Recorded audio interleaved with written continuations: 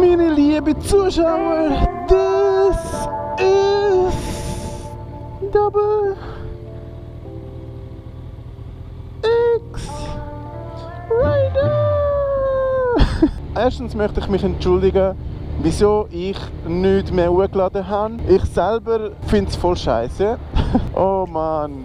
Ah. Ich weiß nicht, wie ich reden soll. Ich weiß nicht einmal, wo ich bin da. Ah, ich weiß schon, wo ich bin. Oh, goddammit. Das ist doch da die Straße zum da ab. Ah, okay. Oh, wir sind ja schon da. Also. Das ist ja herrlich. Das ist beautiful. Komm, gang durch. Nein! Komm. Weiter. Sehr gut. Ein paar News, ein paar Updates. Es tut mir so schrecklich leid, dass ich bis jetzt nichts hochgeladen habe, seit ich das Video von der Tour gemacht habe. Because erstens habe ich so viel arbeiten. Ja, das ist eigentlich immer meine Ausrede. Aber ja, ich arbeite viel. Aber ich mache es gerne. Ich meine, ich bin ein halber Workaholic. Also eben, ja, ein Scharfsüchtiger. Nein, der andere Grund, wieso ich nichts mehr hochgeladen habe, ist, ich habe gezügelt. Ich bin nicht mehr irgendwo ausserorts von Zürich, sondern jetzt wohne ich irgendwo innerorts von Zürich. Den TÜV habe ich provisorisch in einer anderen Garage gelassen, also ich meine bei meinen Eltern halt.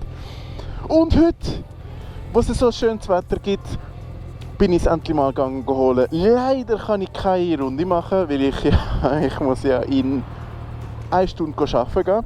Darum bitte nicht hässlich sein, wenn ich bis jetzt noch nicht hochgeladen habe. Ich werde in Zukunft versuchen, dass ich mehrere Videos noch hochlade. Sicher mal einmal in der Woche und eigentlich ideal wäre 2-mal in der Woche etwas hochladen. Aber ja eben, das kommt noch. Zuerst muss ich schauen, dass bei meinem Job alles okay ist. Oh.